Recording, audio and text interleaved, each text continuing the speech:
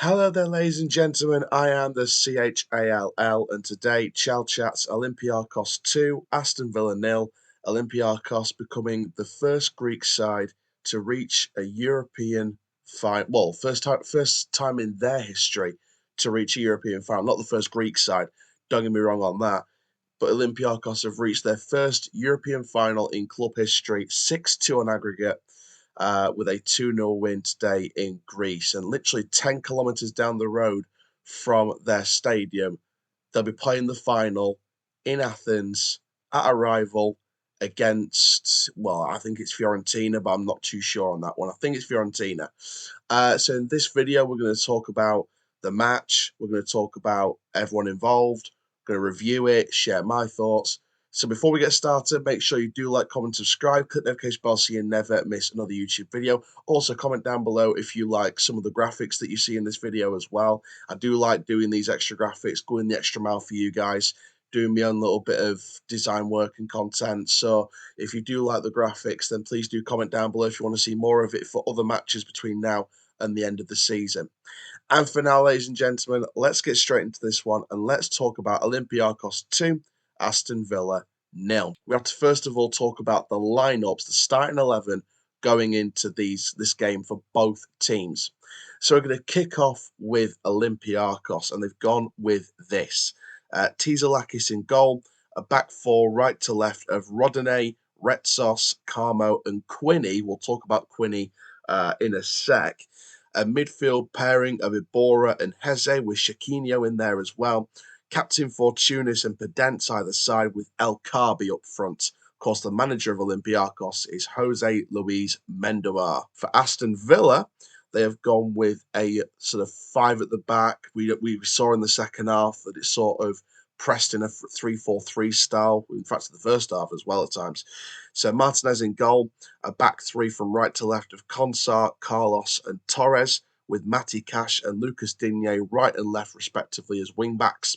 From right to left in the midfield four, it was Moussa Diaby, Captain John McGinn, Douglas Luiz, and Leon Bailey, with Ollie Watkins as the striker, managed by Unai Emery. So let's talk about that game then. For me, it was a really weird situation where, and I was saying this, I was thinking this to myself in the first half, Villa had the majority of the ball.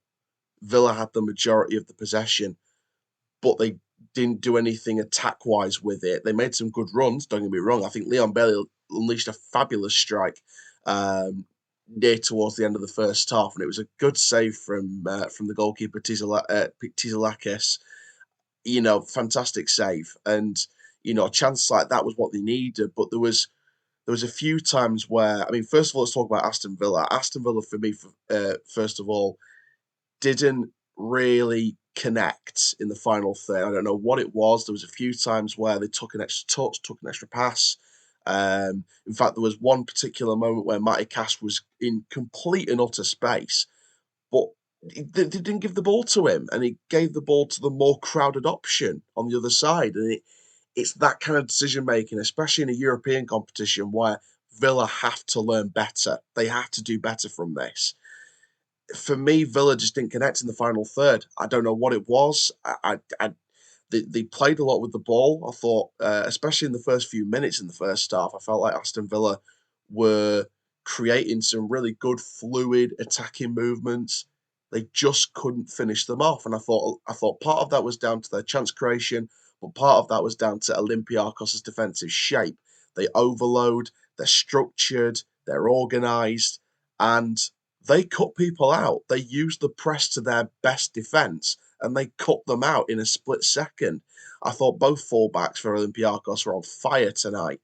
We'll talk about Quini in a sec when we come to Olympiacos' side of the story. But in terms of Villa, let's go back to Villa quickly. Aston Villa, just for me, in attack-wise, were just not on it. You could see Bailey trying to make those runs. You could see Diaby trying to make those runs a couple of times. We saw Watkins isolated in several occasions, but in other occasions we saw him getting involved in the build-up. Again, I just feel like there was a lack of innovation. I felt like Villa were trying to make stuff happen with the possession they were building up, but they just didn't turn it into anything real clear cut in that game. Apart from that Leon Bailey strike and a couple of other shots. But for me, Villa had the possession game won. They just they just didn't really have the final third game won. Olympiacos took their chances better than Villa. As you can see here on the screen with this concentration of play area graphic, you can see 39% was in the middle, and it was clear the midfield battle was going to be key today between both teams. 35% down Olympiacos' direction, and I think probably the majority of that was because of the amount of shooting going on in Olympiacos' bit in the first half. Um, and obviously 26% in the Villa half in the first. Obviously, that's that way in the first half, but of course they swapped around in the second half. But you can see 35% one way, 26% the other. You can see where the added attack comes from in one particular area. You can see where that area of play on the left hand side was in far more action than the other side. And I felt like there was a lack of challenge from Villa. And I think the first half that Villa played towards that side kind of played a part in that. And we saw in the second half Villa creating numerous chances to try and get something in this game, but it just weren't coming off. That's why that left hand side had more action than the right. But the middle overall had the most action because it was very much a possession game that Villa had, but Olympiacos won and Villa lost despite having the majority of the ball. Now on to the Olympiacos side of the story. And Olympiacos for me, like I said, first of all about their defensive shape. They were structured, they were organised, they were disciplined at times. Let's not convince ourselves there weren't a few yellow cards there. But, and I thought the foul on, I think it was Bailey, I think in the second half was a bit conscientious. But Olympiacos were structured, organised, they were they were on it. They were focused and they were driven. They wanted that final. And I thought what Olympiacos did very, very well, probably for the majority of the game, was they utilised the fact that Villa had the possession of the ball. They let Villa have that possession of the ball because they knew deep down that Villa weren't creating anything major in terms of consistently, not just once, twice, three times, but I'm talking about consistently throughout the match. We knew that Villa weren't creating anything. Olympiacos definitely knew that from minute 1 to minute 90. What they did was they allowed Villa the ball at times, well, definitely most of the time. And what they did was they used their aggressive defensive press, won the ball back, and used the fast counter attack. And for me, I think Jose Luis Milambar, the manager of Olympiacos, played that game to an absolute T. They knew Villa were going to have the majority of the ball. They knew Villa were going to try and create chances using the possession game, but they knew that one slip up, just one slip up in the build up play, Olympiacos, bang, fast counter. Pedence's speed was crucial. Fortuna's speed was crucial. El Kabi in the right position up front on his own was crucial. Shaquinho in the attacking midfield role, that was crucial. But there's one particular player that I want to highlight, and it isn't an attacker for Olympiacos, it's a defender for Olympiacos, and that is the makeshift left back, Quini. So as you can see there for the player heat map, he was up and down that pitch faster than the speed of light.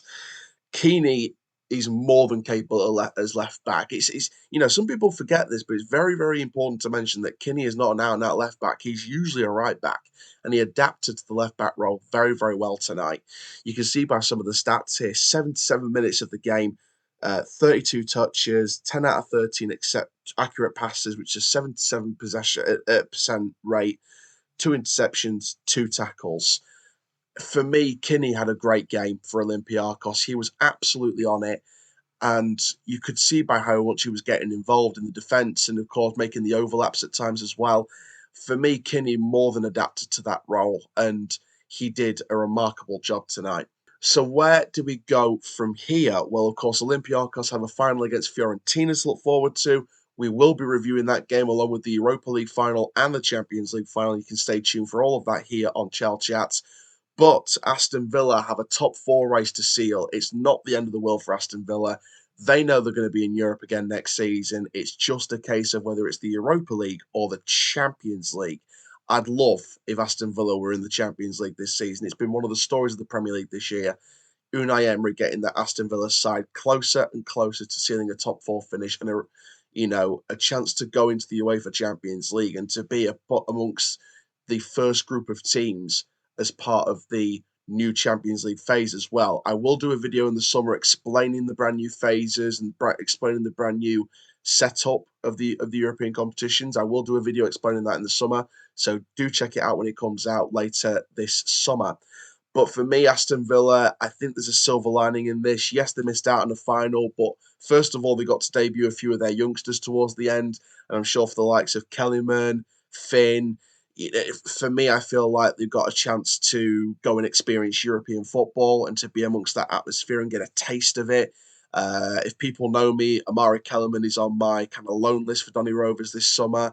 He's someone I've loved, and to be fair, I see him darting and weaving and getting, trying to get involved as soon as he came on for a bit. So obviously didn't do a lot in the time that he had, but I could see him wanting to try and make some kind of impact at some points and really try and make the most out of his run out.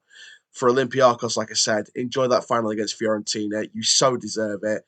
Aston Villa, silver lining, debut some of the youngsters, and also the fact that they're going to get either Europa League or Champions League. So there's a silver lining for Villa fans. They've still had a fantastic season this season, getting to a Conference League semi-final and about to seal top four in the Premier League. I mean, that's just a remarkable season for Aston Villa, and people don't get it twisted. Aston Villa is a big club in England. People forget that. People say when people think of the big clubs, they think, oh, Man United, Chelsea, Man City, Liverpool, Tottenham, Arsenal. Aston Villa and Nottingham Forest and Everton and Newcastle. There's plenty of big teams in England, and Aston Villa's a sleeping. I've always considered Aston Villa a sleeping giant, and the fact that they're finally reawoken, they're looking like they're going to get Champions League football. It's an amazing story for Unai Emery, his players, his staff, and every single fan that supports the club. So, thank you very much, guys, for watching this review. Olympiacos 2, Aston Villa 0. Aston Villa will lose the tie 6-2 on aggregate. And of course, they will have to come again in Europe next season, but it will be probably in the Champions League or the Europa League. For Olympiacos, they have their final in Athens against Fiorentina, and we'll be reviewing all three European competition finals, plus the FA Cup final, and all three playoff games. Hopefully, fingers crossed, all three playoff games here on Chall Chat. But thank you very much. I am the CHALL. Ta-ra for now, and that's full time. Stay tuned for more sports content to come this week.